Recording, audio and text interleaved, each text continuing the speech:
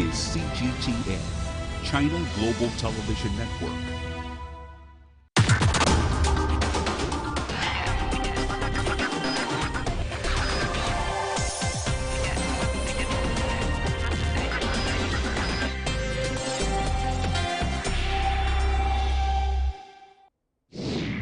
Japanese Prime Minister Shinzo Abe and his wife have been embroiled in a scandal involving Osaka-based Moritomo Gakuen, a private educational firm with a nationalist bent.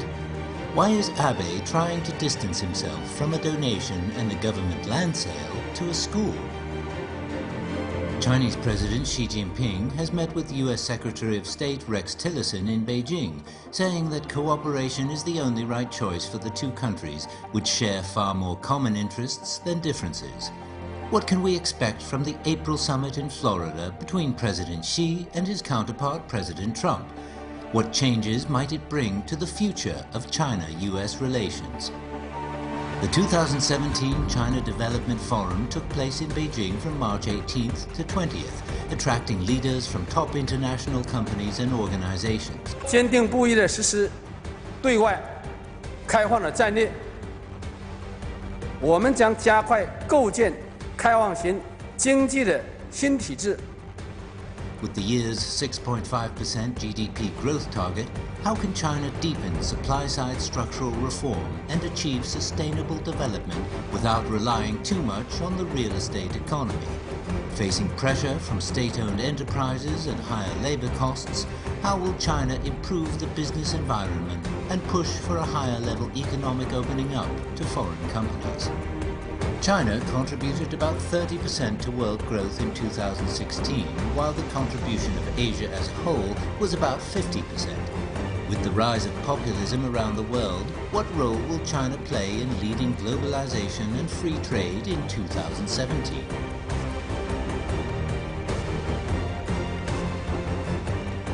Today we have a program of two parts. In the first, a growing political scandal in Japan. In the second, a growing importance for China-US trade relations to the world. We'll begin in Japan. As a result of his alleged involvement with the nationalist school land deal and donation, Japanese Prime Minister Shinzo Abe is faced with the most serious crisis since he returned to the office in 2012. At the same time, Abe's defense minister Tomomi Inada is also suffering from a trust crisis because of questionable practices relating to a peacekeeping security situation. To examine these issues, I'm happy to be joined in the studio by Anna Tangen, author and columnist. We shall also be talking to Professor Takasato Watanabe, who's standing by in Tokyo on satellite. Those are our topics. This is a dialogue. I'm Yang Rui.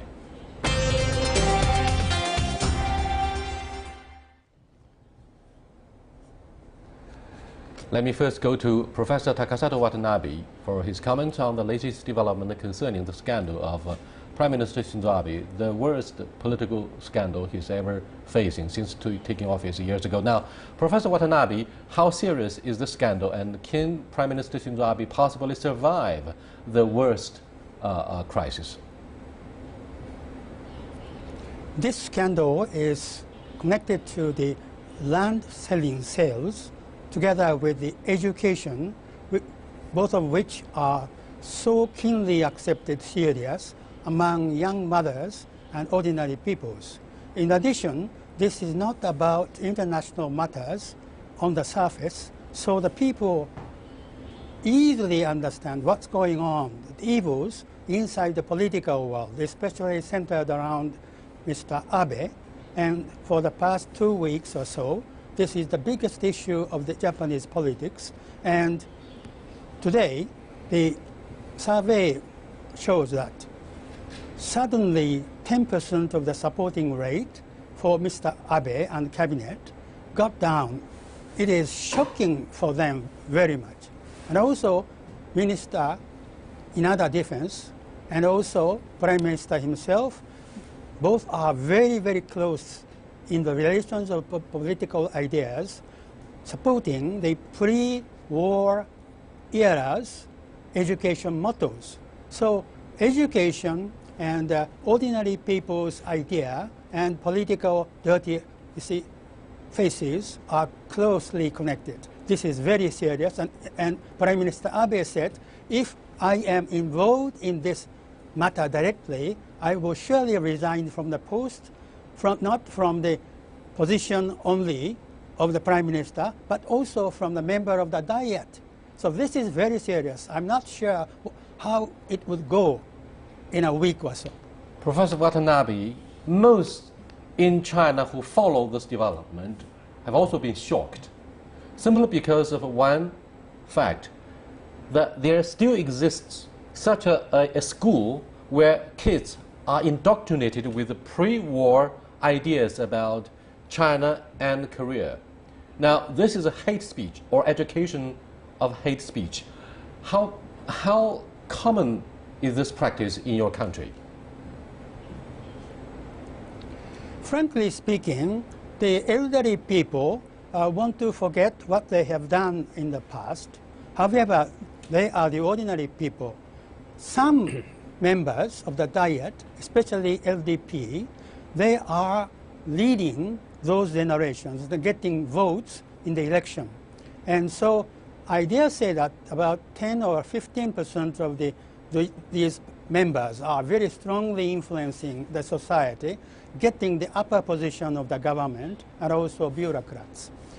And also, many people want to forget what the military people of Japan had done in the past, although they are actually happened. And also, there are some people who are, suffering from the difficulties of living. They are very happy if those difficulties were caused by other countries, from the workers of China, workers from Korea, or some other developing areas of Asia. So this is completely wrong, historically and also theoretically and also ethically. So I'm afraid that Japanese government is going wrong if we cannot stop this by giving the Prime Minister Abe getting down from his post. And I believe many here in China feel relieved that there are some peace-loving voices coming from Japan who are so critical of Prime Minister Shinzo Abe for what he did with the land sale to a school. Anna Tangen, it is General MacArthur and the U.S. government that imposed the pacifist constitution in the wake of the Second World War.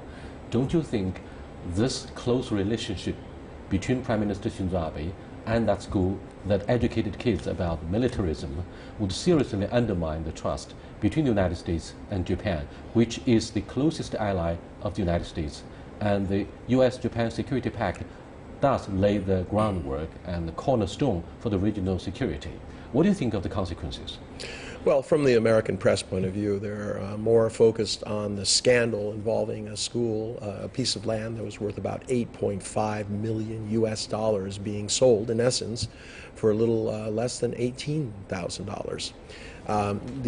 I don't think it's surprised anybody that Shinzo Abe... Are you suggesting this is none other than a tabloid version of yet another headline-making news story? It doesn't pinpoint any consequences arising from the growing mistrust between the two countries, United States and Japan? Under Donald Trump presidency, I don't think there's any traction.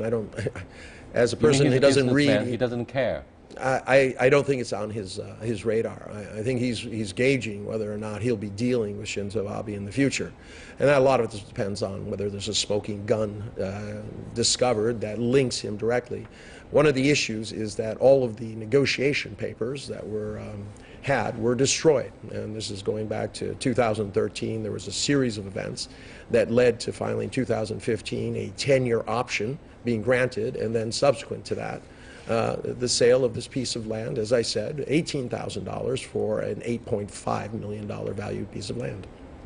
Let me go back to Professor Watanabe. Now, Abe's defense minister, Tomomi Inada, is also suffering from a trust crisis relating to a situation of the peacekeeping forces. Can you brief us about the development?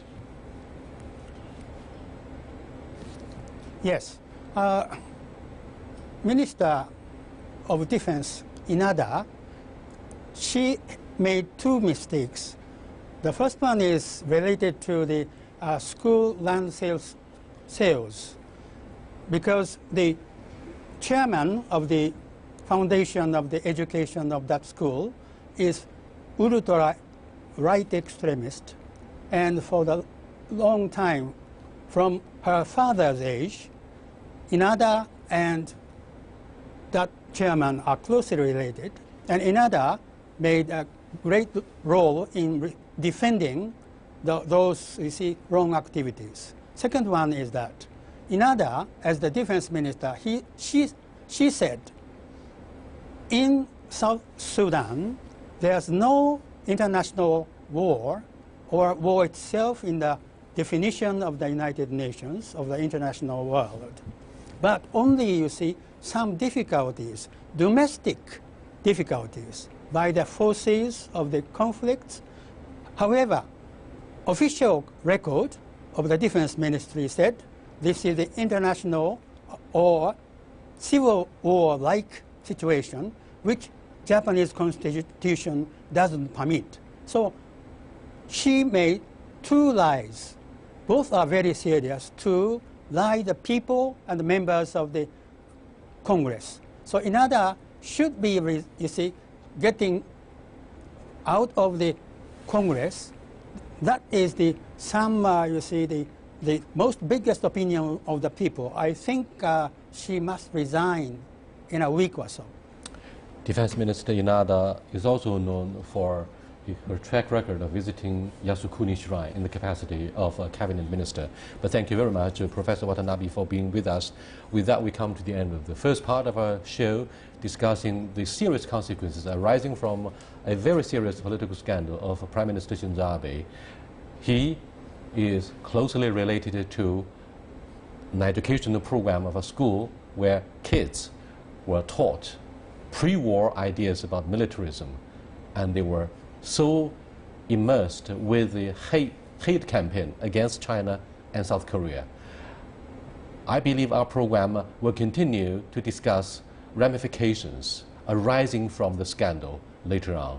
But stay with us. We'll be coming back after a short break.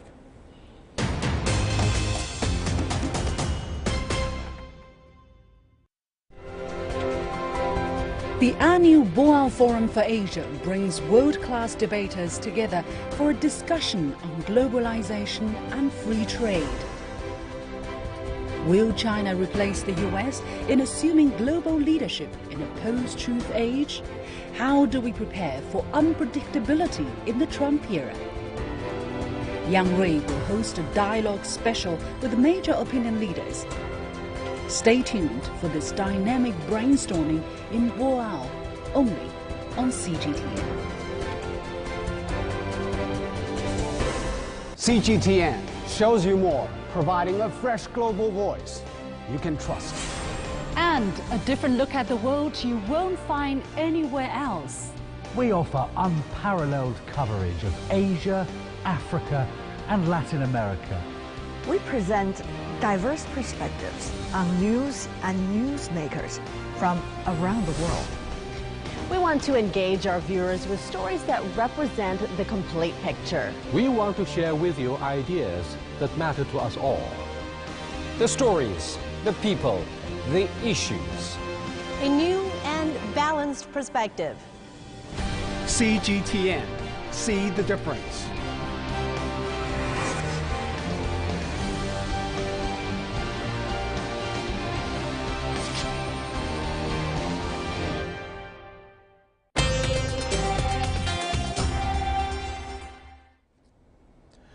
Welcome back. The annual three-day China Development Forum has concluded in Beijing. In the forum, economic relations between China and the United States were once again a major topic.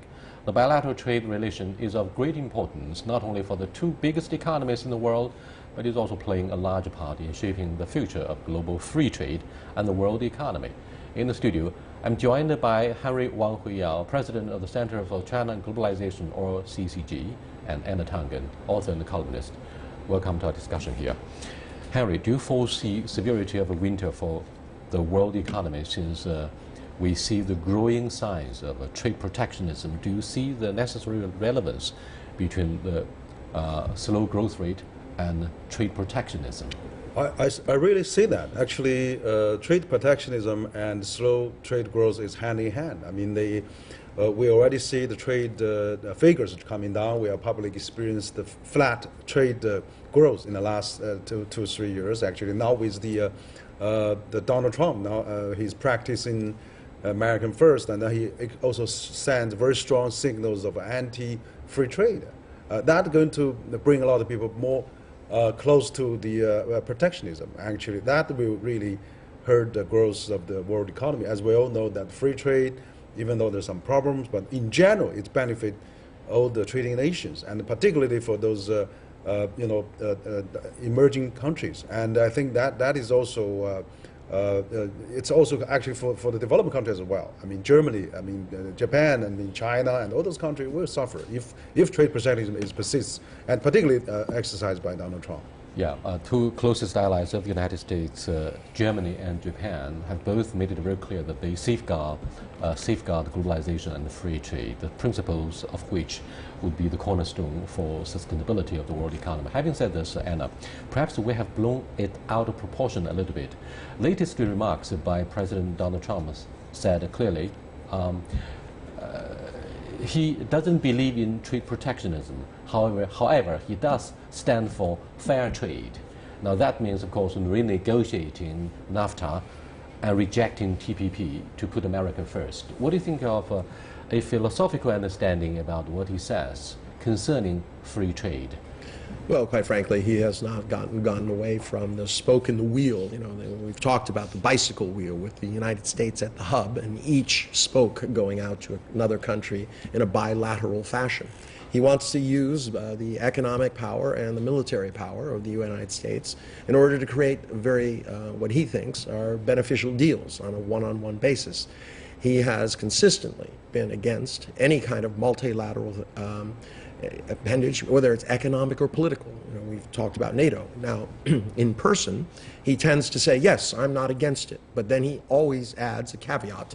Well, but you have to pay more, or you have to do this, or you have to be more fair. Obviously, he's been advised by his senior team members about the dangers of trade protectionism. But you have to cut through all this. Nothing has changed. Donald Trump is still wedded to this idea that he, as the negotiator-in-chief, can do what no one else can do, which is to put the U.S. at the center of the economic and political world.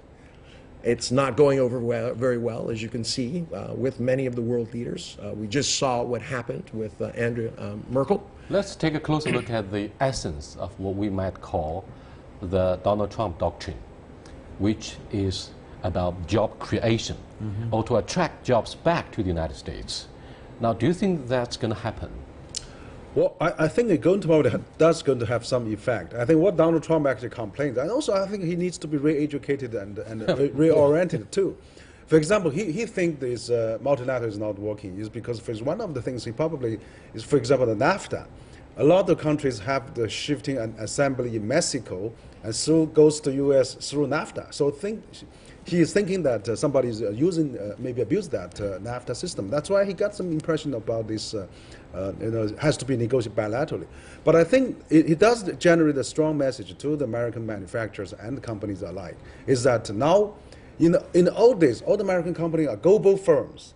Now he said, you are in the U.S., you are an American firm, you need to get jobs to the American workforce, you need to protect American jobs. That actually going to change some of the practice of American. No, I'm going to have to disagree with you. Yeah. Quite frankly, remember, the U.S. exports $2 trillion worth of goods, and it imports over $2.3 trillion. That is the deficit that they are facing each year. Now, quite frankly, if they erect trade barriers, U.S. goods will not be able to go abroad. Formerly, I was chairman of the International Trade Council of the state of Wisconsin. I can tell you that this would have a profound effect on that state and many other states where China has become a major trade partner. If we cannot sell our things, there's going to be a loss of jobs. No, I'm not saying that. I don't disagree with you. I'm interpreting what Donald Trump is thinking about. I think probably I guess he's probably thinking that by doing so, he'll bring back a lot of American jobs, which is happening sometimes now. For example, there's a number of companies already announced that they're going to establish factories in other countries, and then probably relocating them. Yeah, so that may have some effect. But on the other hand, it could be another good news for Chinese manufacturers, investing in the U.S., which is also, that maybe enjoying the local benefit of lower states. The next question, gentlemen, is what if? Now, what if those manufacturers and multinationals refuse to follow the executive orders by relocating their R&D centers from, for example, countries in the Asia-Pacific region? And do you think President Trump is likely to impose punitive tariffs on those manufacturers? Do you think, like in the case of the imposing ban on Muslims coming from 7 countries in the Middle East, that move has been blocked by judges? Do you think in this case he will also meet opposition from the legislature? Well, he's going to meet opposition from a lot of different forces. I mean, for instance, you just mentioned technology. Apple just announced recently that they're going to put 2 R&D centers here in China at a cost of $500 million. So there's a perfect example of what is the reality of the world and the chain and the markets. You cannot avoid China as a market if you want to grow. This is why 650 of the top CEOs showed up when Xi Jinping was in Seattle a year and a half ago. So I don't think that he can turn back the wheel, because globalization, we are already getting into the 3.0 now, and actually the good division of the labor, but also the global chain is already collaborating with each other, and you cannot say we just omit some of the global chain, come back to U.S. And also low-paid jobs will never go back to the United States. And also, if lucky, U.S. can hold those core technology jobs. Now the thing is, how do we better, logistically and also R&D and manufacturing, and also supply chain, how they can integrate better in the world. I think that's probably what we need to talk about. Let's take a closer look at what happens in China in terms of our competitive edge. For example, in Dongguan or other coastal cities where you have the labor-intensive manufacturing industry, very competitive and lucrative ones. Now, have you ever noticed what we call cluster effect? Now, the supply chain has been built in such a way where efficiency and productivity of the manufacturing has been greatly enhanced. Do you think in the United States, President Trump is able to relocate the cluster effect from China and other low-income economies to the Rust Belt? Quite frankly, no. I mean, first off, you have to give up the capital outlay that you've put out there. And American companies that do that will be at a great economic disadvantage, because they'll have to basically retire the cost of whatever it took them to put these in place overseas and then move them to the U.S. Now, let's be real. The top 4 exports of China to the U.S. are clothes, shoes, appliances, and furniture. You want to put massive amounts of things, who are you hitting? You're hitting the poor people. All right? Just like his current budget, which was supposed to bring prosperity across the United States, it has supported defense at the cost of everybody else. And his health care program is actually going to hit his supporters much harder than his detractors. All right, so what do you think are the major issues on the agenda between President Donald Trump and his Chinese counterpart in Florida next month, because the summit meeting is to take place? I believe there must be some progress to be made concerning BIT, Bilateral Investment Treaty. And that's the legacy of the previous administrations of the U.S.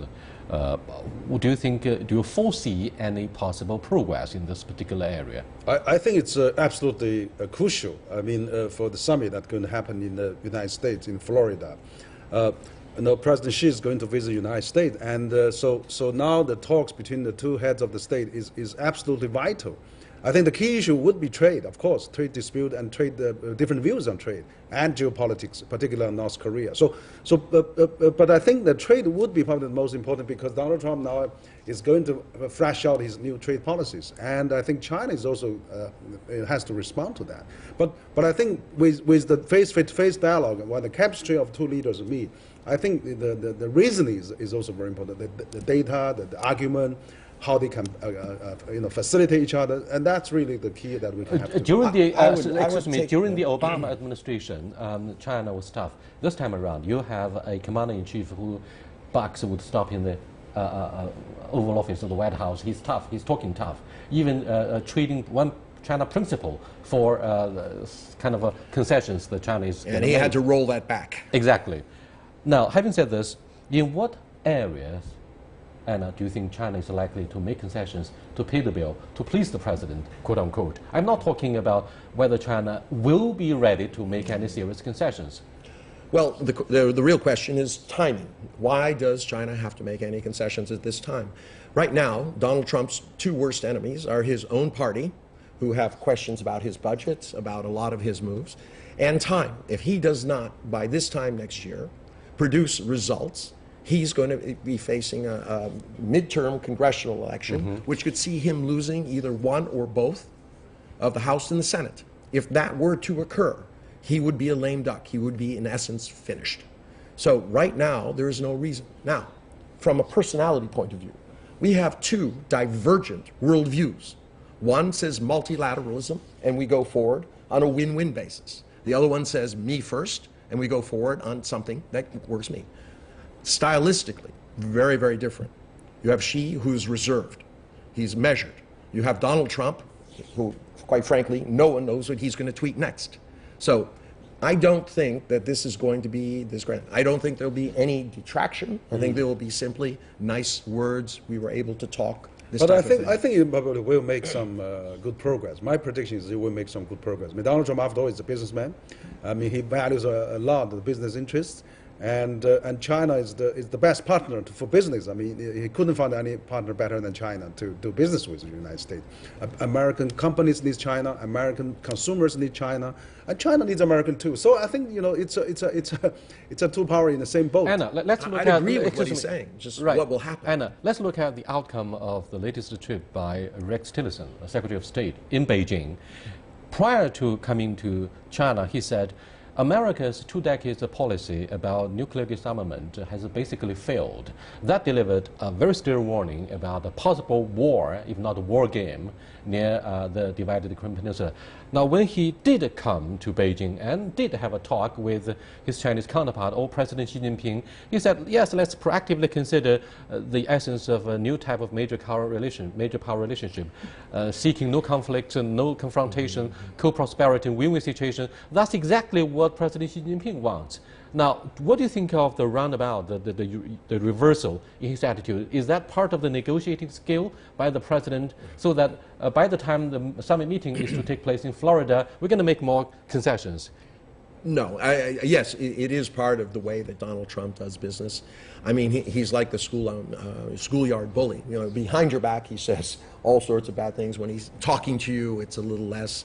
But you can test whether this will be the case, because if Tillerson goes back to the U.S. and Trump and he give some joint thing about how tough they're going to be on China and how tough they're going to be on the DPRK, that'll give you good indication that they have not changed. They're playing this for populist appeal, not for strategic advantage. He's simply going to use this. Now remember, he still has a massive problem. He has not been able to fund his infrastructure program, which he's counting on as the economic stimulus that will move the U.S. He still has only $500 billion dedicated to the American defense, where he said he wanted to put $1 trillion in. So he has $1.5 trillion to find.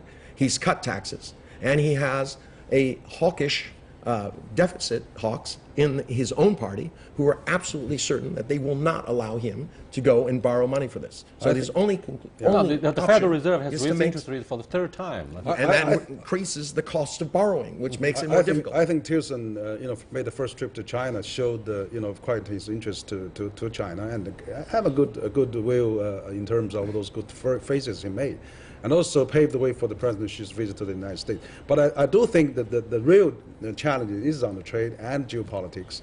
And I think that is going to be very, very important, that when the two leaders meet face to face to resolve those issues, and we can the one-on-one dialogue in Florida is very important. Will deliver a substantial outcome about the trade. Whether China would make more concessions, so let's wait to see what's going to happen. I'll see you next time. Goodbye.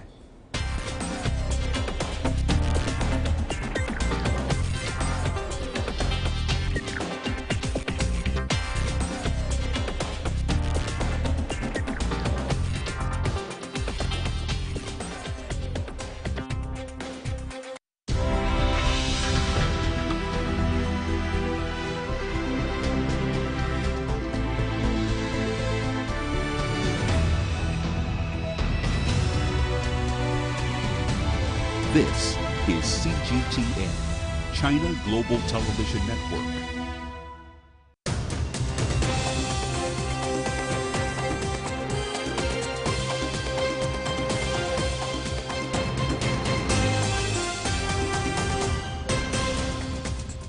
Hello, you're watching The World Today from CGTN. I'm Jeff Moody in Beijing.